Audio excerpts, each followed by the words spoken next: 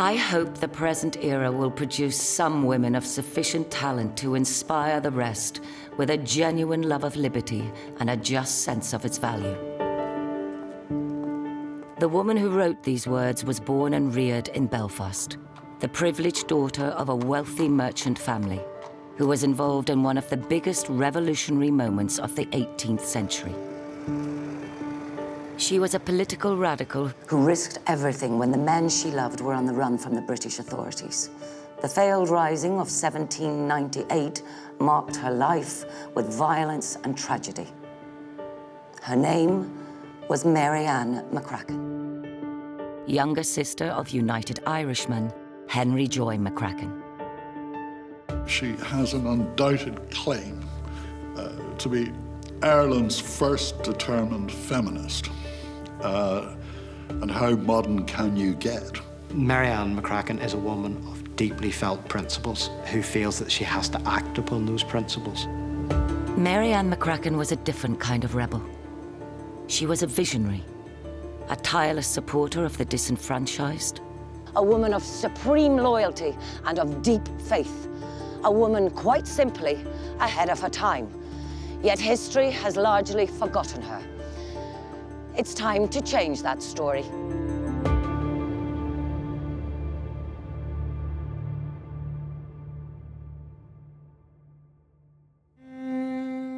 This is the only photograph we have of Mary Ann McCracken, a woman whose life spanned 2 centuries.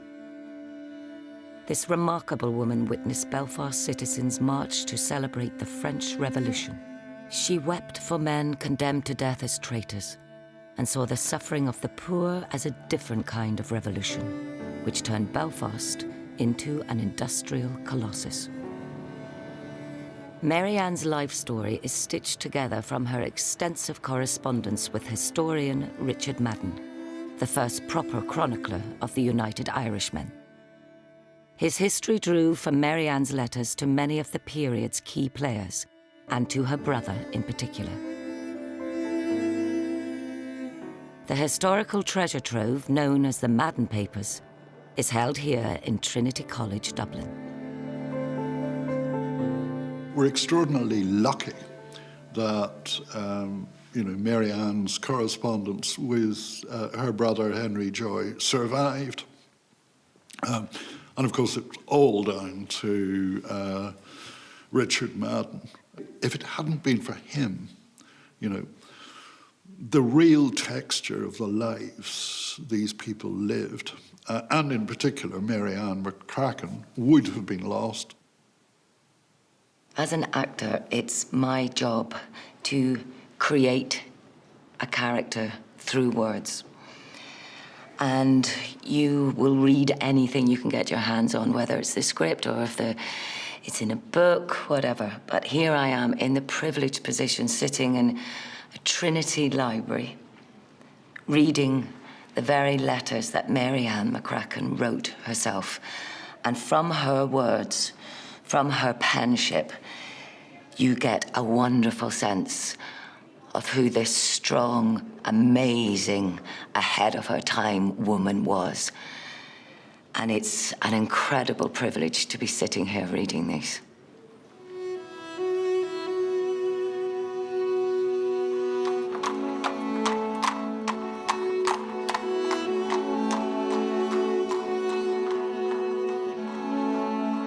It all began when she was born in Belfast in 1770. The McCrackens were a very close-knit, respectable, middle-class Presbyterian family who lived in High Street. And Mary Ann was the 5th of 7 children.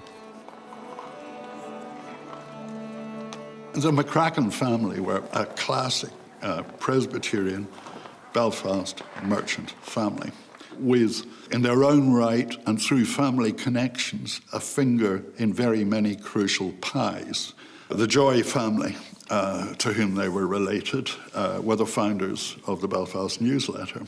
Her father was a sea captain, but owned his own ships, traded with the world. During Mary Ann McCracken's lifetime, Belfast was a town that very much looked outwards. It's looking across the Atlantic, but it's also looking back as well towards Scotland. Visitors who are coming to Belfast at this time often comment on the sense of Scottishness of the place, of sort of the Scottish-sounding accent. Presbyterian ministers travel to Scotland to receive their education, and they come back to Ulster and they bring certain ideas with them. So you have a sense in Belfast at this time of a town that's actually developing its own identity, but certainly an identity and a sense of self that is informed by Scotland and by those links with Scotland. Unlike many others of her generation, Mary Ann's first experience of education was in a small school where boys and girls learned side by side. Her teacher, David Manson, left a lasting impression on Mary Ann, helping to instill that fierce sense of equality and belief in the ability of women, which would characterize her entire life. You won no rights in David Manson's school unless you had earned them, which was, very much the essence of Presbyterian virtue. Mary Ann's early life was a happy one. She was idealistic, educated, she had the support of her family, the prospect of making her own way in business, the chance of doing good work and helping others. But the world she knew was changing. Revolution was in the air. The next 10 years would shake her heart and soul and set her on a path she could never have imagined.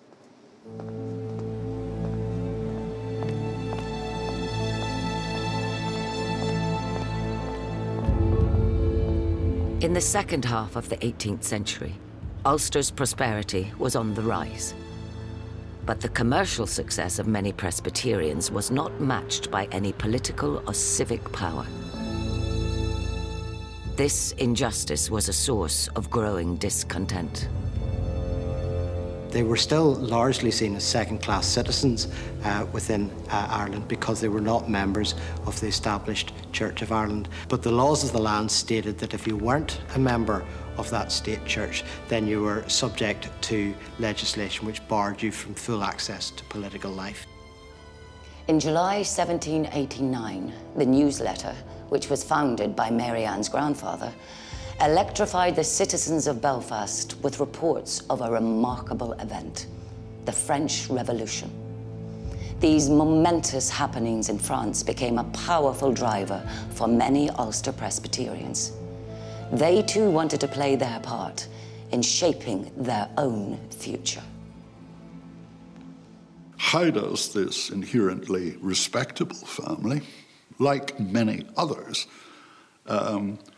become involved in a radical cause which by 1792 makes Belfast, the relatively small town of Belfast with a population of 20,000, the most revolutionary centre in the British Isles?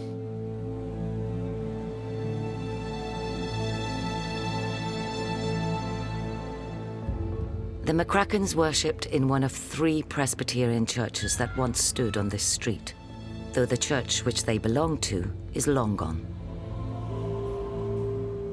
The Rosemary Street churches became associated with Presbyterian radicalism, and many of them would join a new society, a group of young men who wanted to give their allegiance to Ireland. Mary Ann knew these young men well. They called themselves the United Irishmen. It's believed her beloved brother, Henry Joy, was one of the founding members. The United Irishmen began as a liberal political organisation seeking reform of the Irish Parliament. But by 1794, it had evolved into a revolutionary movement.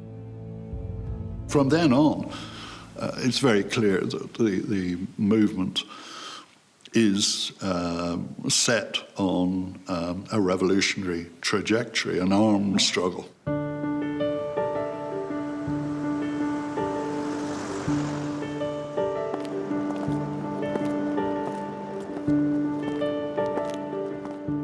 The leaders of this new society met in Crown Entry at Peggy Barclay's Tavern. They were all respectable, middle-class Presbyterians. Here they plotted to end Britain's rule in Ireland. And by the late 1790s, their plans for armed rebellion were at an advanced stage. Believing that the rebellion would begin in the north, the authorities took swift action. Many members of the United Irishmen were rounded up and imprisoned in what was an 18th century form of internment. Among them was Mary Ann's brother, Henry Joy, who was held in Dublin's Kilmainham jail.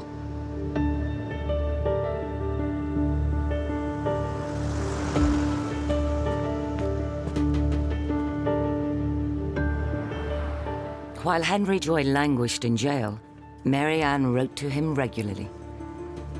These letters demonstrate her deep commitment to the cause.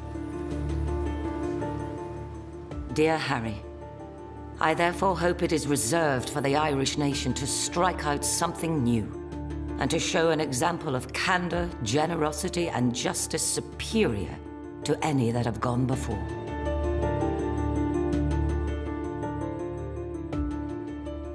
It is a cold, cold, damp place. So this is kind of the scene. This is where they're bringing Henry Joy McCracken. Basically, she got to share the raw reality of Kilmainham and Henry Joy's imprisonment for the time that she was with him at that first visit. He was known as Henry Joy, the handsome rebel, but to his younger sister, he was her dear Harry, racked with rheumatism after a year spent in the damp and cold of a prison cell. She obviously worried for him, so when she sat down to write her letters, she must have tried so hard to find words to keep his spirits up. Mary Ann's letters to her brother also reveal the true forcefulness of her character. You know, there's very much a sense of a woman in the driving seat there. You're telling him that she doesn't actually approve of separate women's societies of United Irishmen, that she believes that women should be fully admitted into the organisation, and that she hopes, if the time comes, that Henry Joy will give a proper place to women in the future of the country.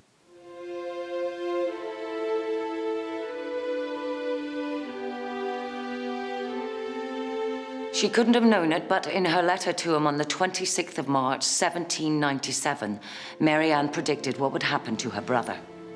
She wrote, "If Ireland's cause should demand the blood of some of her best patriots, they will meet their fate unappalled, whether it be on the scaffold or on the field, convinced that in the end, truth must prevail." There's a letter saying, effectively, you've got to be prepared to spill your blood in this business. If necessary, you've got to be ready to die on the scaffold.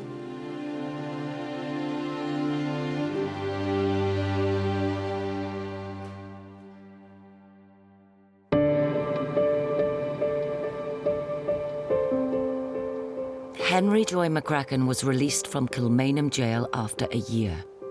When the rising was declared in May 1798, Henry Joy, an inexperienced commander, led the rebel forces in the Battle of Antrim. The Battle of Antrim begins relatively well for the United Irishmen, but the Crown forces quickly seize the initiative, and the United Irishmen are quickly dispersed, largely because these are not properly trained soldiers. After bloody defeat at Antrim, Henry Joy McCracken went on the run, hiding out for a month at Cave Hill. Here he wrote to his sister, "These are the times that try men's souls." And women's too. While Henry Joy hid up here, in the city below, Mary Ann was risking everything for her brother, managing in the teeth of a manhunt to get him passage to America and freedom. But despite her best efforts, he was arrested as he tried to board the ship. It was the 8th of July, Mary Ann's 28th birthday.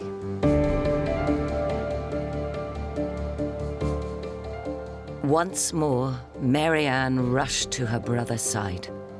She was with him in his cell on the day the fate she had predicted for him came to pass.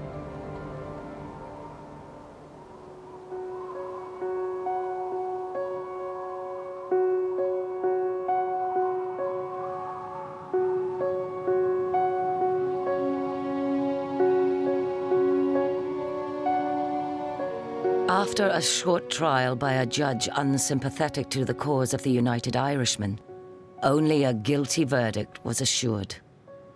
The judge ordered a public hanging to be carried out later this same day. The stage was now set for one of the most dramatic days in Belfast's late 18th century history, right here in Corn Market. The execution of Henry Joy in High Street in Belfast is obviously a big occasion in the city. But the key thing that it shows in terms of our story is Mary Ann's commitment to her brother.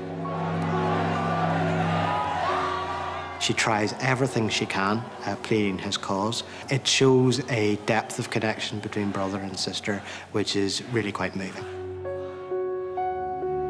I took his arm and we walked together to the place of execution, where I was told it was the General's orders that I should leave him. Harry begged I would go. Clasping my hands around him, I did not weep till then. I said I could bear anything but leaving him. But fearing any further refusal would disturb the last moments of my dearest brother, I suffered myself to be led away.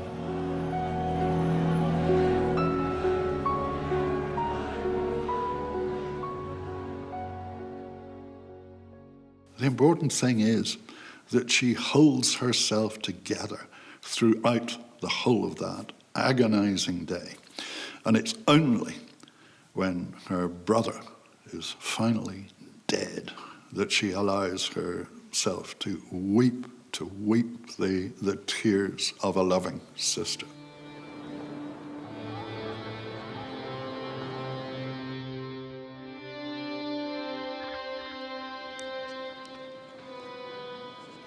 How wonderful. This is what I've secretly been hoping to see.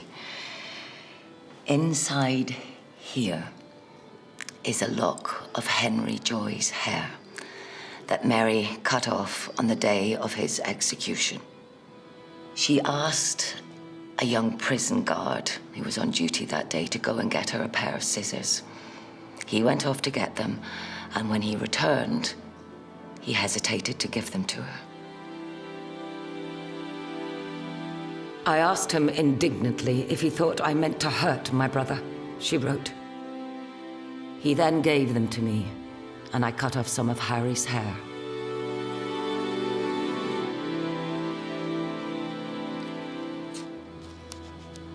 This is yet another little treasure that marks the enduring bond between this special sister and brother. I think she was just such a very warm person. The warmth that is suffused in all the letters, I think it's innate to her. She has a sense of clarity. I think she values truth hugely, and her sensitivity shines through. And this is where history left her, the sorrowing sister living out the rest of her life in the shadow cast by her brother's legacy. But it didn't end here. For Mary Ann, another fight was about to begin.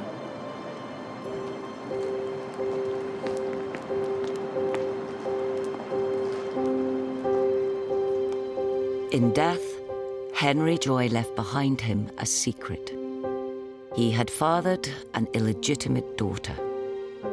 Presbyterian minister Steele Dixon relayed the shocking news to Mary Ann. It's interesting that however progressive Henry Joy may have been, he didn't dare to tell his own sister that he had this daughter. But the mold-breaking bit is that not only does Mary Ann defy the wishes of certainly her brother John, but she defies convention. This is still an intensely moral society in which illegitimacy is frowned on. So she defies that with her own morality, that it is our duty to take this child in. And yes, no doubt, it did represent a bond with her brother.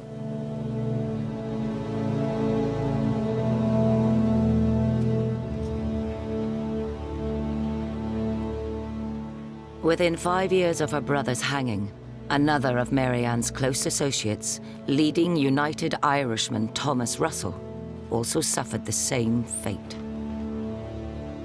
The dreams and ideals of the United Irishman now lay in ruins. Disheartened, Mary Ann found fresh purpose in her life by concentrating on the muslin business she had started with her sister Margaret. The sisters worked just across the road from here at number 37 Waring Street. The building is now long gone. Mary Ann was a talented businesswoman, but she was always fixed on a higher prize. Be that the funding of political radicals or the diligent care of her loyal workers. She was increasingly concerned for the poor, and in particular, the working conditions faced by many children, which she found to be totally unacceptable. In a letter to her grandfather's paper, the Newsletter, in 1803, she wrote, "A very serious responsibility attaches to those who employ children. For if the morals of children become depraved, from what sources are we to procure virtuous men and virtuous women?"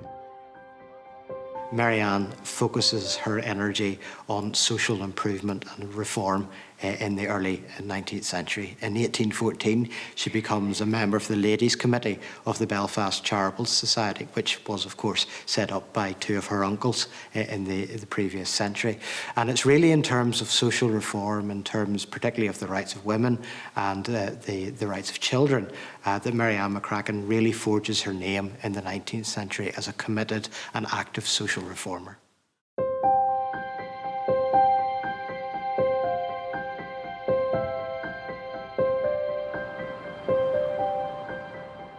This beautiful building was the dream of Mary Ann's uncle, Robert Joy. A house where the destitute, the sick and the poor of Belfast could find refuge.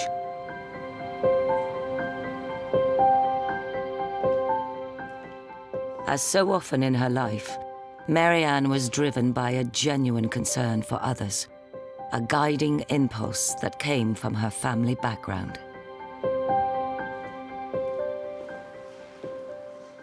Through Mary Ann McCracken's role in the Ladies' Committee, a group of socially motivated, concerned women who dominated Belfast's social reform agenda, she was a major player in the crucial day-to-day running of this institution for almost half a century. Certainly, Mary Ann McCracken's commitment to social reform and social justice is remarkable. We're looking at a period, of course, before the welfare state, before the National Health Service, where voluntary alleviation of distress was actually, in many ways, the only way that many people could actually deal with the trials of life.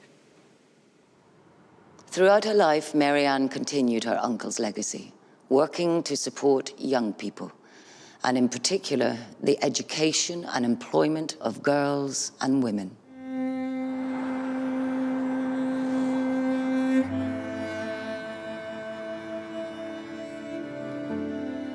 By the mid-19th century, Belfast was a significant industrial port, trading with the rest of the world. And as many left for America from the Belfast docks, they were stopped by a very elderly lady handing out leaflets that warned of the evils of the slave trade, a cause very dear to Mary Ann's heart. Well, slavery was an issue in which Mary Ann McCracken remained true to the cause right to the last, into great old age, and increasingly in the face of changing public opinion. America, she wrote, considered the land of the great and the brave, may more properly be styled the land of the tyrant and the slave.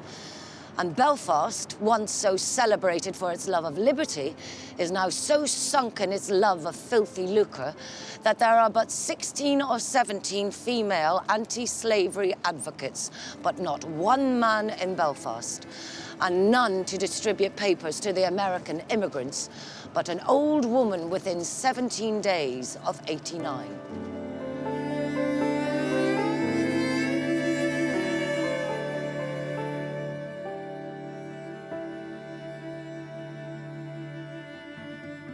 She lived out her final years in straitened circumstances, but she was not alone. Throughout her long life, the memory of her beloved brother was never far from her. And she found a home with his daughter, Maria, the child that Mary Ann had raised as her own. In this house, on the 26th of July, 1866, Mary Ann McCracken died peacefully. She was 96. Fittingly, a plaque outside bears her name. She outlived all of her immediate family.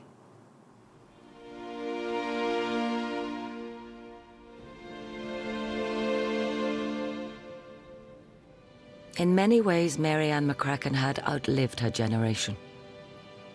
She witnessed Belfast's transformation from a town into an industrial powerhouse, as these new economic ties, once a threat to her deeply held political ideals, now strengthened Belfast's links with Britain forever. She's buried here in this beautiful old cemetery, surrounded by the graves of many other patriot United Irishmen, in the shadow of the poorhouse for which she works so hard and so long.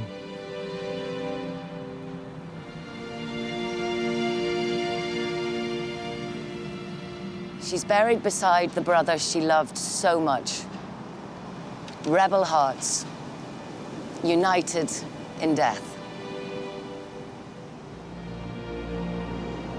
She may have wept by her brother's scaffold, but this incredible woman did so much more than that.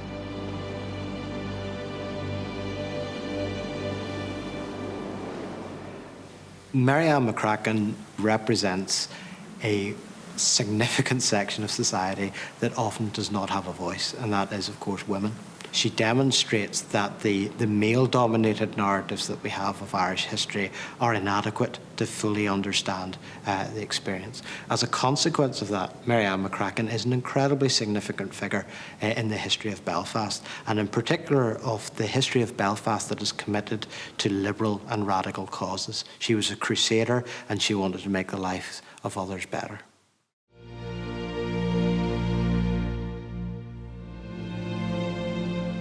From all I've learned about Mary Ann's life, the quiet search for her own truth, and her insistence on sincerity in all her dealings, truly define this woman.